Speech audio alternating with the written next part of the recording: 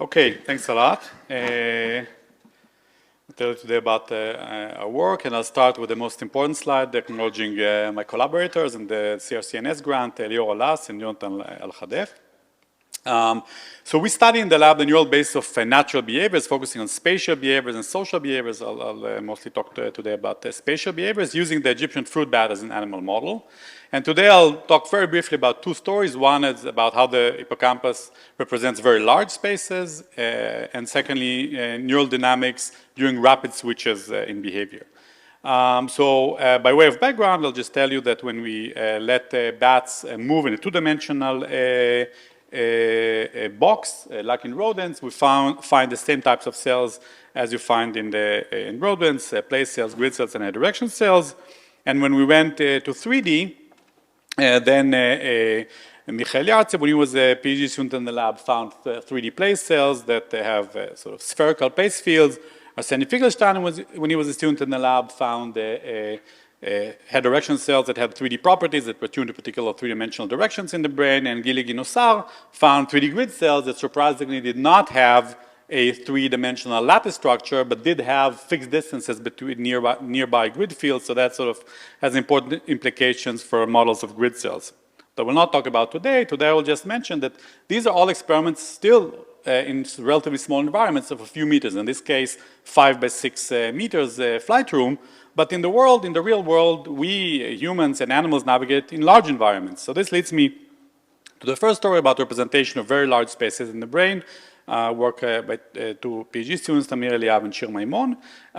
So the motivation is that bats, animals in general, navigate long distances. Bats navigate hundreds of meters underground, as you see here, and also outdoors. They navigate from the cave to a particular fruit tree. And the volume of this flyway that the bat creates can be easily on the order of 15 or 20 cubic kilometers. This is sort of the volume the bat covers. And if you would want to tile this volume with 10-centimeter place fields as you measure in laboratory setups, in small laboratory boxes, then you're all computational scientists, you can do it in your head. You'll need about between 10 to the 13 to 10 to the 15 neurons to tile this space. And all of dorsal hippocampal CA1 has about 10 to the 5 neurons. So we have a 10 orders of magnitude of a gap there. So we really want to understand how do we close this gap? What does the brain does for very large spaces?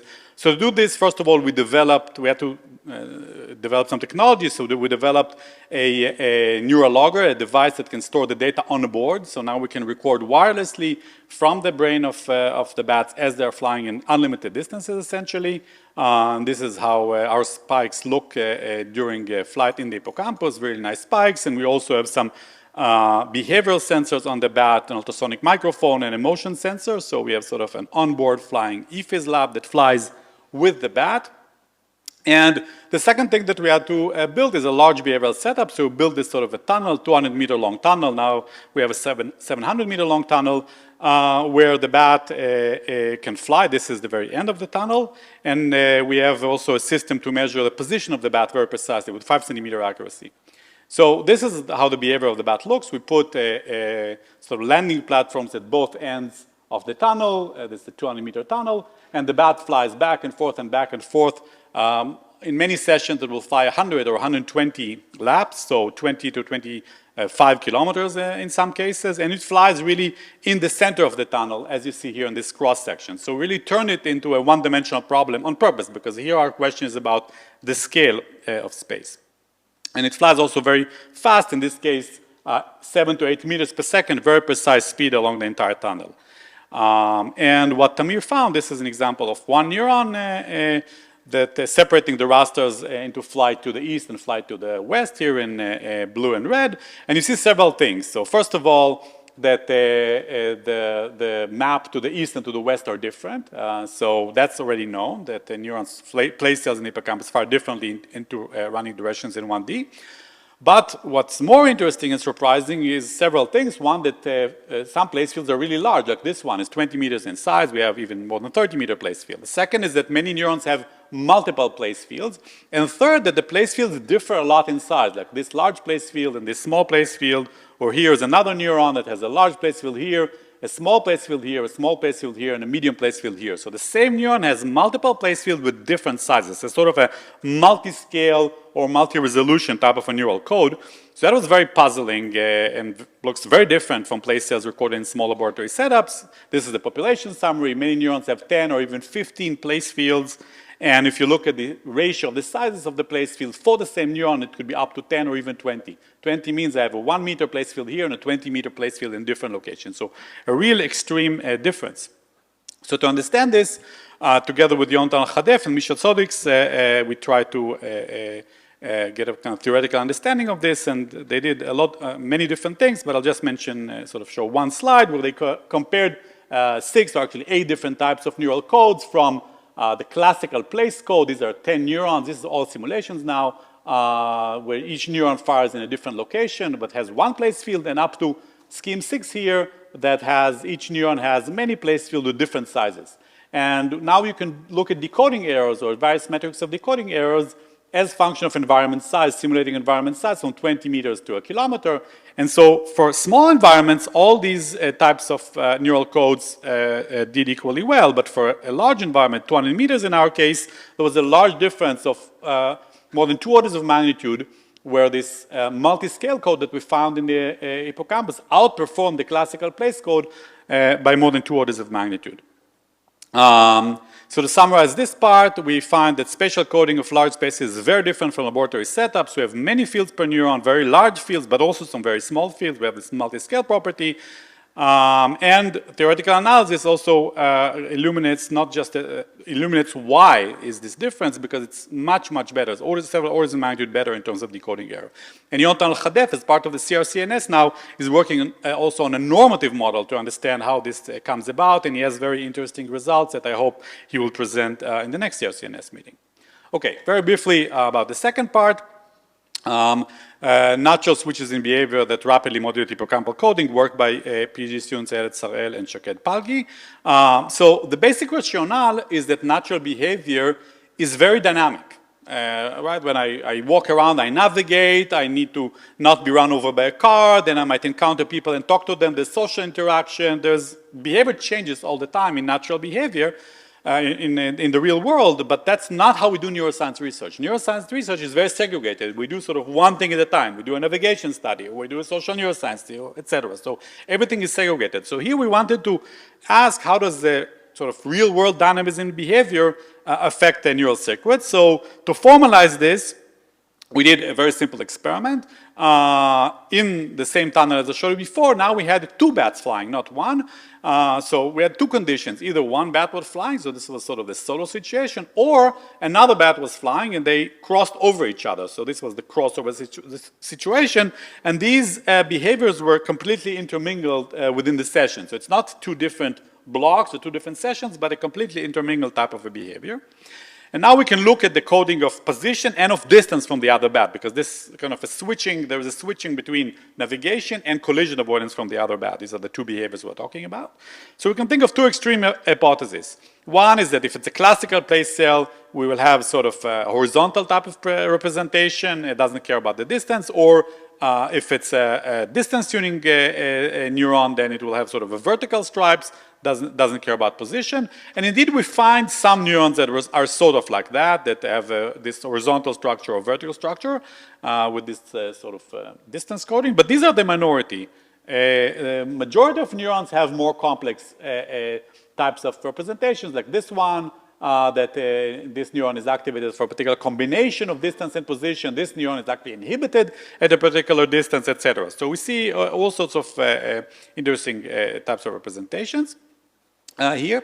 And this sort of summarizes the distance tuning for many neurons. There's overrepresentation at around distance 0. Now, one interesting feature here is that the bats, we can utilize the fact that as bats approach each other, they increase, they attend to each other, and it's known for many years that when bats attend to something, they increase the rate of their sonar calls.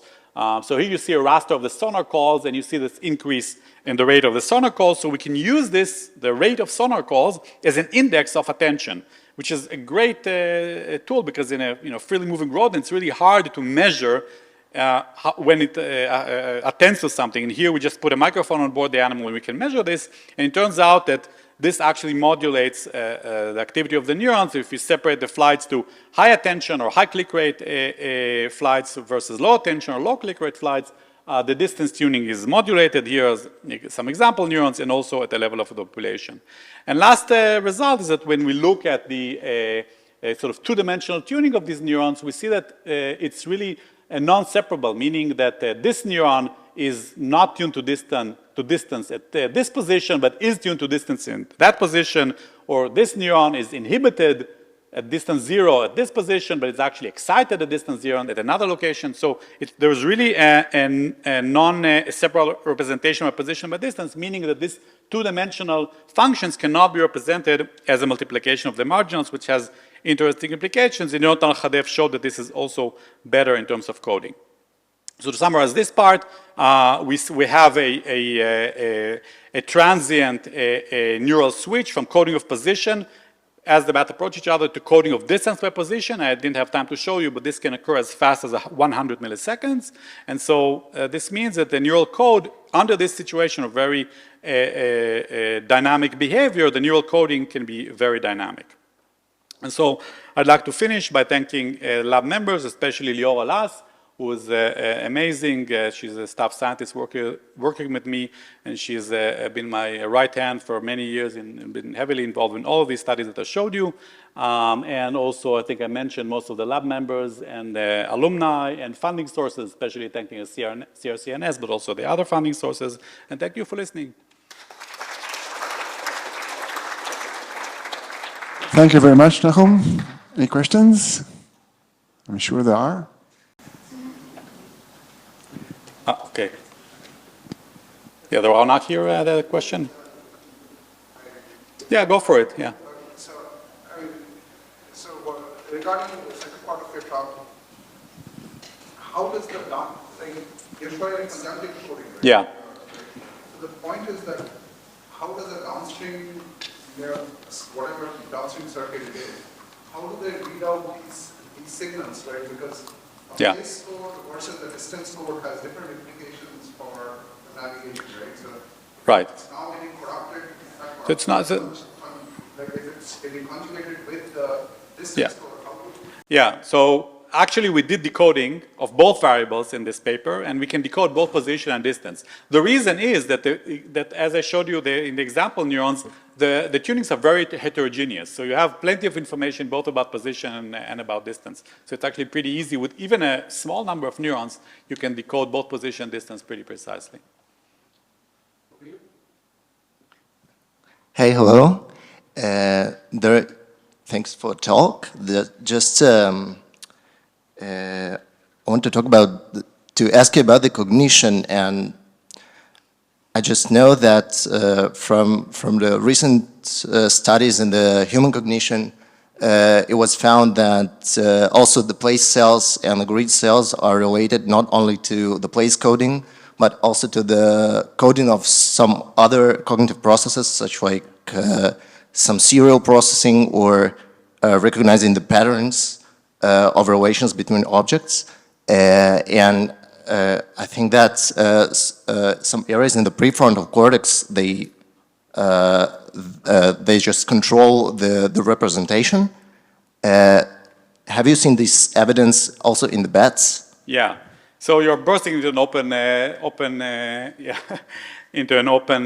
door, because actually a lot of what we do is to look for non-conventional representations. And for example, what I didn't have time to show you is we have a study now by a postdoc in the lab psychiatry looking at social representations. It's a completely different story where we have a room with multiple bats and we see representations of both self and other, we see identity coding for the different individuals, coding of social affiliation, sex, hierarchy, you name it. So there's a lot of things going on in the hippocampus beyond space, but I'll be happy to talk to you about it. Another quick question while we replace speakers. Yeah. Yeah. So first quick question. So the same neurons can adjust their size of the place field depending the environment. So it's the same neuron which can change? Yeah. Yes. Second thing, in the optimality of in the first part, so what is the main constraint? The number of neurons that you have in the system? Yeah, so this is The number of neurons was the same when comparing. Okay, so this is- And the coverage. And the coverage, yeah, okay. And the third thing, so the normative models that you mentioned, you mean the mechanistic model? It's a long discussion. I'll talk to you. Thank you very much, Nachum. Our next.